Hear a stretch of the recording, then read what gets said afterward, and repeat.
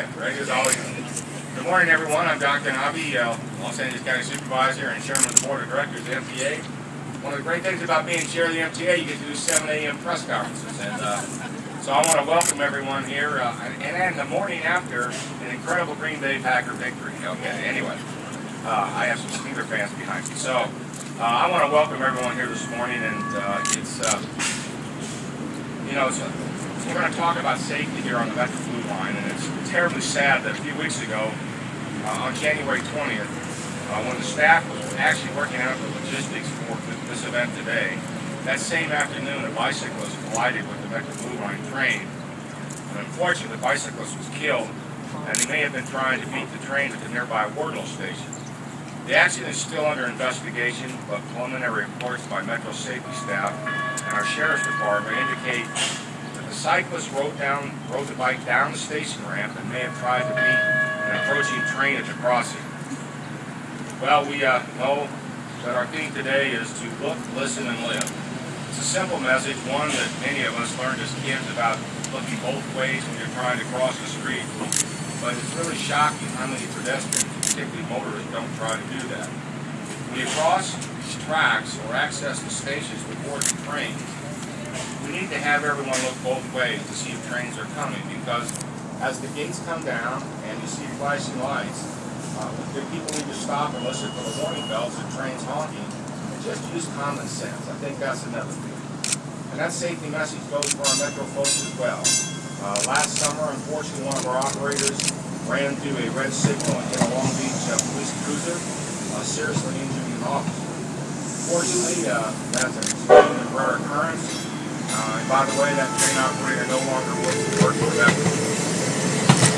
Related to that incident, our Metro CEO, Art Lady, asked me to review a panel of transit safety experts from across the United States and Canada to review our Blue Line operation.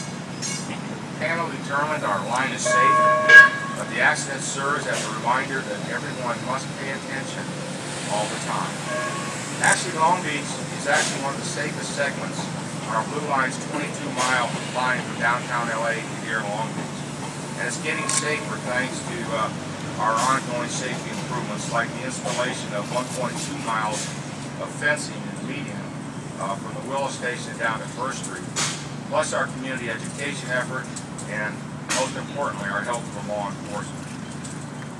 Still, that bicycle fatality is the 7th death we've had in the Long Beach area since the Blue Line opened in 1990. Obviously, that's 7 too many. The good news is that the overall rate of accidents in recent years along this line has been about 1/4 of what it was in the early years of Blue Line operation. And when you compare that with the amount of miles we travel and our heavy passenger use, our accident rate is on par with other major light rail lines in the United States. Still doesn't make it a good deal. But on par isn't good enough, and that is why the board and staff of Metro are committed to safety in all that we do. I'm still concerned, as our public safety folks are, about the constant reports we get about pedestrians jaywalking or trespassing on the tracks, going around the gates as they try to catch a train or slipping past the train as it comes into the station. There's often, and what people don't realize, a second train coming in the opposite direction, which they don't see. Are people talking on their cell phones, texting, or listening to their iPods? It's the same with motorists making illegal left turns in front of trains. This behavior is especially dangerous in the big stretches where these trains get up to 55 miles per hour. Metro's doing its part, but safety is a shared responsibility with the public. Light rail trains coexist in urban areas throughout the world, and we can't build a bubble around the Blue Line to protect people from themselves. So we all must learn to look, listen, and live. My fellow Metro board member, Diane DuBois, a Lakewood City Council member, can talk more about our commitment to safety. Diane?